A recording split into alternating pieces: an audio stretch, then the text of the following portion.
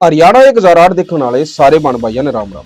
मैं दिनेश कुमार। वही फिलहाल एक ऐसी खबर सामने आई है जिसने सुनने वालों के रोंगटे खड़े कर दिए। रेवाड़ी जिले के जो है एक गांव के कुछ युवक अपने एक साथी की बारात में राजस्थान में गए हुए थे।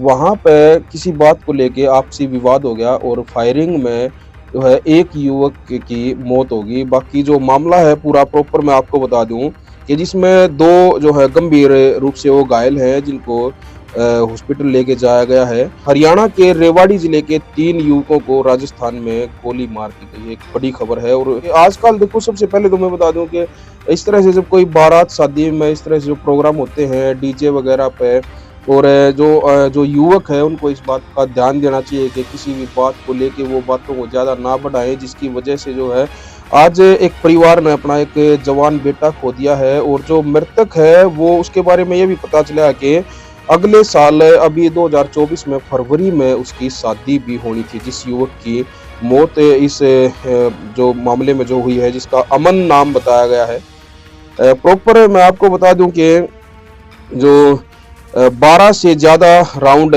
इसमें फायरिंग की गई है, जिसमें अमन नाम के युवक की गोली लगने से मौत हो गई है। 2 युवक हैं जो गंभीर रूप से घायल हुए हैं। ये तीनों सभी एक ही गांव के रहने वाले थे। तो गांव का नाम जो जो सामने आया है कि ये रेवाड़ी जिले के गढ़ी गांव के रहने वाले थे, जिनमें अमन है जो मृतक है, उसकी उम्र 20 वर्ष थी। और जो घायल हैं जो उसके 2 साथी, विकास जिसकी उम्र 25 साल है और नवीन है जिसकी उम्र 26 साल है। ये अपने गांव के ही रहने वाले अपने एक साथी साहिल नाम के एक लड़के की बारात में राजस्थान के अलवर जिले के कोट कासिम कस्बे में पड़ने वाले गांव मकड़वा मतलवास में बारात में गए हुए थे।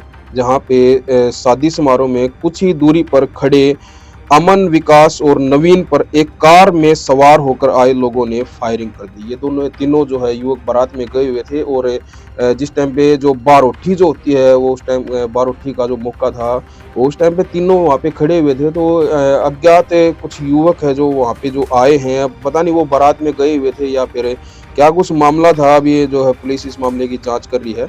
और इन तीनों को 2-2 गोलियां जो है वो मारी लगी हैं इन तीनों को।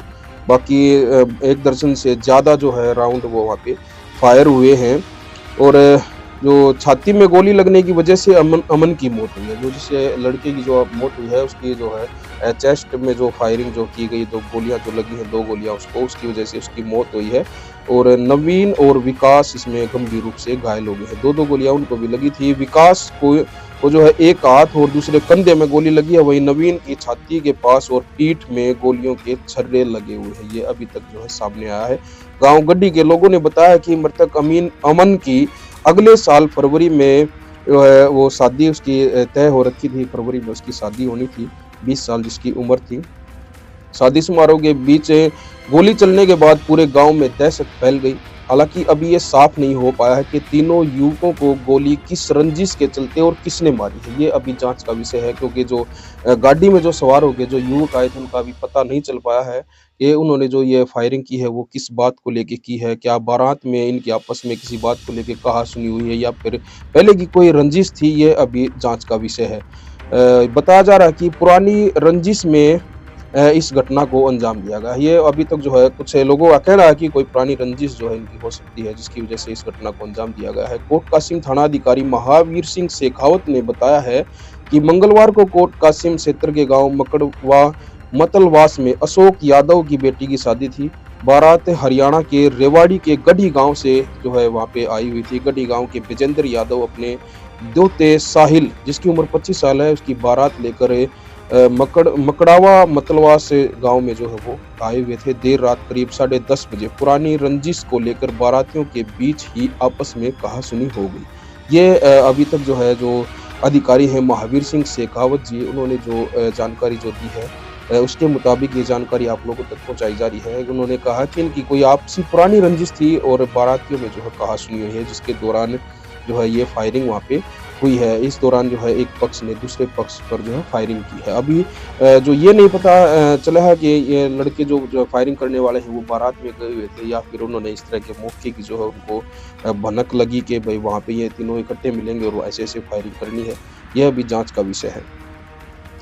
लड़की के जो चाचा हैं पवन यादव, उन्होंने बताया कि मंगलवार को उनके बड़े भाई बाबूलाल की बेटी की शादी थी। रात करीब 10:30 बजे बारात जनवासे यानी कि बारात जो रुकती है जहाँ पे, जो जिसको जनवासा बोलते हैं, बारात घर भी जिसको बोलते हैं, रुकने की जगह, उनके घर के पास जो है वो आ चुकी थी बारात। आधी से ज़्यादा बारात खाना खाकर वापस भी जो है वो जा चुकी थी, क्योंकि जो कई बार जब बारूदी जो होती है तो कुछ बाराती ऐसे होते हैं जो वो आगे निकल जाते हैं, फिर वो खाना-वाना खा के वापस निकल जाते हैं। कुछ युवक जो डीजे वगैरह पे वो नाचते-कूदते हुए जो है वो वहाँ तक जाते हैं। तो इस तरह का जो माहौल वहाँ पे चला हुआ था कि कुछ लोग जो है खाना खा के वापस निकल चुके थे, कुछ जो है वो घर तक जो है बाराती वहाँ पे पहुँच चुके थे। वो तो करीब 100 मीटर की दूरी पर ही किसी बात को लेके झगड़ा हुआ है। ये लड़की के परिवार वालों का कहना है कि आपस में इनका झगड़ा हुआ है किसी बात को लेकर, तो वहाँ पे गोली चल गई और फायरिंग करने वाले कौन थे इस बारे में जानकारी नहीं मिल पाई है। लेकिन जिन लड़कों को गोली लगी है वो तीनों ही लड़के वर पक्ष के गढ़ी गांव के बताए जा रहे हैं, जो तीनों बारात में आए हुए थे। बाहर के जो लोग हैं उन्होंने ही पुलिस को इस बारे में जानकारी दी है, तो पुलिस ने आके वहाँ पे पूरी जानकारी जुटाई है और पूरे मामले का जो है सुबह इस बात का सबको पता लगा है कि ऐसे-ऐसे घटना वहाँ पे जो है हुई है। बाकी अभी जो है जो पुलिस प्रशासन है वो राजस्थान पुलिस है वो इस मामले की जाँच जो है वो करने लग रही है। अब इसमें क्या कुछ जो है वो निकल के आता है कि जो गोलियाँ जो मारी गई है वो किस बात को लेके मारी गई है, क्या कोई पुरानी रंजिश थी उन युवकों की।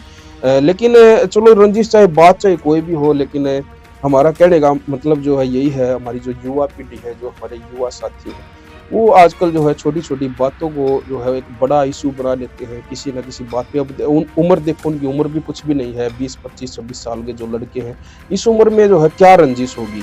तो बात तो कुछ भी नहीं होती, कई बार छोटी-छोटी बातों को जो है बड़ा जो है उनको माहौल बना दिया जाता है और इस तरह से अब एक जो परिवार है जो बर्बाद ही हुआ है, जिनका 20 साल का बेटा जो है वो इस घटनाक्रम में जो है वो मौत का शिकार हुआ है और अगले साल जो है अभी 2024 में फरवरी में 2 महीने बाद ही जो है उसकी शादी भी जो वो तय कर रखी थी, शादी उसकी होनी थी। तो अभी जो रंजिश क्या है वो पुलिस प्रशासन जो है पूरे मामले की वो जाँच करने लग रहे हैं। और इस तरह के मामलों को लेकर आप लोगों की क्या कुछ राय है? जो इस तरह की जो युवा पीढ़ी है जो हमारी, वो किस दिशा में जाने लग रही है? आज समय जो है कितना बदल चुका है, जो आपसी भाईचारा है वो धीरे-धीरे खत्म होता जा रहा है। इस तरह की चीज़ों को लेके, नहीं तो जो ये शादी है, बारात वगैरह है, ये एक ऐसा माहौल होता था कि सब बड़े खुशी-खुशी जो है इन चीज़ों को एन्जॉय करते थे। लेकिन आज जब इस तरह के माहौल में भी, जब शादी-ब्याह में भी इस तरह की मतलब जो घटनाएँ जो होने जो लगी है, तो उससे पूरे समाज के ऊपर जो है गलत असर जो है वो पड़ता है और इन चीज़ों से युवा पीढ़ी को बचना चाहिए। बाकी जो लोग हरियाणा की ज़रात पर इस खबर को देख रहे हैं, उनका क्या कुछ कहना है कमेंट बॉक्स में आप अपनी राय ज़रूर दें और सावधान रहें, सतर्क रहें, अपने बच्चों को भी जो है समझाएँ। गलत दिशा में अगर बच्चा जा रहा है तो उसके ऊपर ध्यान दें, उसको रोकें। अपने बच्चों की जो एक्टिविटी है वो उनकी कैसी संगत है, किस माहौल में वो उठते बैठते हैं, तो इन चीज़ों के ऊपर माँ-बाप को भी जो है पूरा ध्यान जो है देना चाहिए, बच्चों के ऊपर जो है कंट्रोल करना चाहिए और बच्चों का ये पता होना चाहिए परिवार को कि बच्चे कब कहाँ गए हुए हैं, कहाँ से वो आ रहे हैं, किस माहौल में बैठे हैं, कैसे उसके दोस्त हैं, किस तरह का वो बाहर व्यवहार कर रहे हैं लोगों के साथ। तो ये सब चीज़ें जो है परिवारों को इन चीज़ों का ध्यान देना चाहिए। अगर परिवार अपने बच्चों के ऊपर इस तरह की जो है वो ध्यान देगा तो शायद जो है इस तरह की घटनाएँ ना हो और जो बड़े बुजुर्गों का एक डर भी जो है युवा पीढ़ी को होना चाहिए। पहले जो बड़े बुजुर्गों की इज़्ज़त होती थी, भई माँ-बाप की तो होती थी ही, कोई गाँव का पड़ोस का जो बड़ा बुजुर्ग अगर कोई बच्चों को कोई बात अगर कोई बोल भी देता था तो उससे वो लोग वो डरते थे, उससे ये सोचते थे कि भई गाँव का बुजुर्ग है। और लेकिन आज ऐसा माहौल आ गया, अगर के बच्चों को कोई बुजुर्ग है या बाहर का कोई कुछ कहता है तो बच्चों को की तरफ से यही जवाब मिलता है कि भी हमारे घरवाले हमें कुछ नहीं कहते तो आप लोग कौन होते हो। तो ये एक बहुत बड़ी बात है, जब कोई बच्चा ये कहता है कि हमारे घरवाले हमें कुछ नहीं कहते, आप लोग कौन होते हो, तो फिर यहाँ से जो है पता लगता है कि उसका परिवार है, जो उस बच्चे का जो भी परिवार है वो उसके ऊपर ध्यान नहीं देता, उसकी एक्टिविटी के ऊपर वो परिवार ध्यान नहीं दे रहा और उसका जो नुकसान है भविष्य में, उसका जो नुकसान है वो उस परिवार को ही जो है वो भुगतने को मिलेगा। अब जब इस तरह की जो घटना हुई है, जिसने भी इस घटना को अंजाम दिया है, आज नहीं तो कल पुलिस के जो हत्थे वो लोग जरूर चढ़ेंगे और फिर वो सजा भुगतेंगे, या फिर अगर उन्होंने पहला क्राइम किया है तो फिर वो क्राइम की दुनिया में जो है वो प्रवेश कर सकते हैं। कल को जो है पूरा परिवार जो है बर्बादी की कगार पे चला जाएगा। जिनका बेटा गया है उनका तो परिवार बर्बाद हो ही गया है, लेकिन जिन्होंने इस तरह की घटना को अंजाम दिया है, क्या उनका परिवार जो है मतलब किस दिशा में जो है आगे वो जा सकते हैं वो बच्चे।